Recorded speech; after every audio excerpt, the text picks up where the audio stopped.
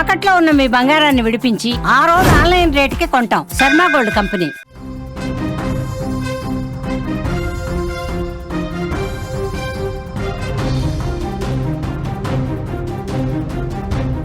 రెండు రోజుల నుంచి భయపెట్టిన మొంతా తుఫాన్ తీరాన్ని దాటింది.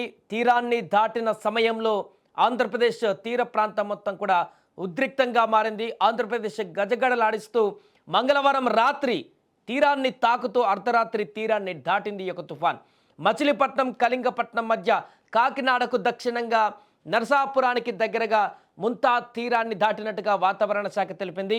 ఊహించినట్టుగానే తీరం దాటేటువంటి సమయంలో మొంతా తన ప్రతాపాన్ని చూపెట్టింది. తీవ్ర స్థాయిలో గాలులు వీచాయి. గంటకు 90 నుంచి 100 కిలోమీటర్ల వేగంతో భీకర గాలులు భయపెట్టాయి.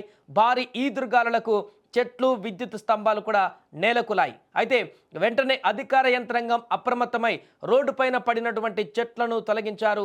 పలు విద్యుత్ స్తంభాలను పడిపోవడంతో కొన్ని గ్రామాలు అంధకారంలో చిక్కుకున్నాయి.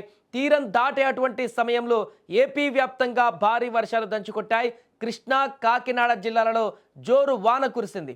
ప్రకాశం, ఒంగోలులోనూ అతి భారీ వర్షాలు కురిశాయి. మొంతా తుఫాన్ దెబ్బకు విశాఖ కిరండూల్ రైల్వే లైన్లో ట్రాక్ ధ్వంసమైపోయింది. Visakha Kirandul single railway line, Araku railway tunnel number 32A వద్ద కూడా రైల్వే ట్రాక్ ధ్వంసమైపోయింది. కాకినాడ సమీపంలో ఓ మత్స్యకారుడు గల్లంతయ్యాడు.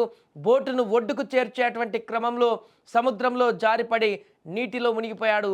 తీరం దాటిన సముద్రం అల్లకల్లోలంగానే ఉంది. అలలు ఎగిసి పడుతున్నాయి. తుఫాను ప్రభావంతో భారీ ఈదురుగాలులు కొనసాగుతున్నాయి. తీవ్ర తుఫాన్గా బలపడింది తుఫాన్ కాస్త. ఇక బుధవారం సాయంత్రం వరకు ఏపీ వ్యాప్తంగా విస్తారంగా వర్షాలు కురిసేటువంటి అవకాశం కనిపిస్తుంది. దీని ఎఫెక్ట్ ఇటు తెలంగాణలో కూడా కనిపిస్తుంది. తెలంగాణలో కూడా రాత్రి నుంచి ఎడతెరిపి లేకుండా వర్షాలు కురుస్తున్నాయి. ఇక తీరం దాటినటువంటి మొంతా తుఫాన్ క్రమంగా బలహీనపడి తుఫాన్గా మారుతుంది. ఆ తర్వాత తుఫాను కాస్త పూర్తిగా బలహీనపడేటువంటి అవకాశం ఉంది. కానీ రాత్రి 11:30 నుంచి మొదలైనటువంటి భీకరమైనటువంటి గాలులు, వర్షపాతం చాలా జిల్లాలను కూడా అతలాకుతలం చేసింది. దాని ప్రభావం ఇంకా కొనసాగుతుంది. చాలా గ్రామాలు ఇంకా అంధకారంలోనే ఉన్నాయి. విద్యుత్ అంతా కూడా, కనెక్షన్ అంతా కూడా పూర్తిగా పోయినటువంటి పరిస్థితి అయితే నెలకొంది. సో ప్రస్తుతానికైతే దీనికి సంబంధించి రెస్క్యూ అయితే కొనసాగిస్తున్నారు అధికారులు. పూర్తి స్థాయిలో మొంతా తుఫాన్ చేసినటువంటి విధ్వంసాన్ని లెక్కగట్టేటువంటి పనిలో ఉన్నారు. మరొక వైపు ఎవరైనా గల్లంతైనటువంటి వారెవరైనా ఉంటే వారి ఆచూకుని కనిపెట్టేటువంటి ప్రయత్నం చేస్తున్నారు. అండ్ ఇప్పుడు 3-4 గంటలు కూడా చాలా కీలకంగా చెప్తున్నారు. మొంతా తుఫాన్ ఆంధ్రప్రదేశ్ తీరాన్ని తాకడం ప్రారంభించిన తర్వాత రాబోయే 3-4 గంటలు రాష్ట్రానికి కూడా కీలకమని చెప్తున్నారు. దీని ప్రభావం 6-7 జిల్లాలలో అధికంగా కనిపిస్తుందని కూడా వాతావరణ శాఖ హెచ్చరిస్తుంది.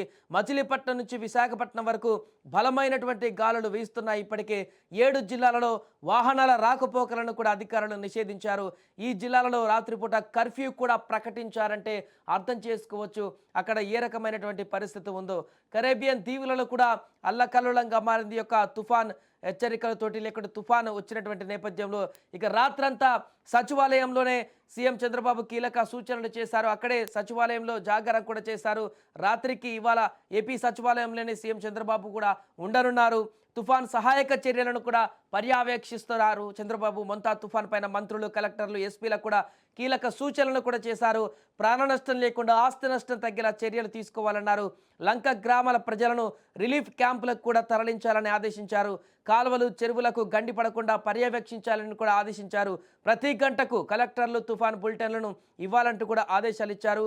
ఏదేమైనా కూడా మొంతా తుఫాన్ అయితే ఎట్టకేలకు తీరాన్ని తాకినటువంటి సందర్భాన్ని మనం చూసాం. ఆ సమయంలో వచ్చినటువంటి తీవ్రమైనటువంటి గాలులు, తీవ్రమైనటువంటి వర్షపాతాన్ని కూడా కల్లారా చూసాం నిన్న విజువల్స్లో.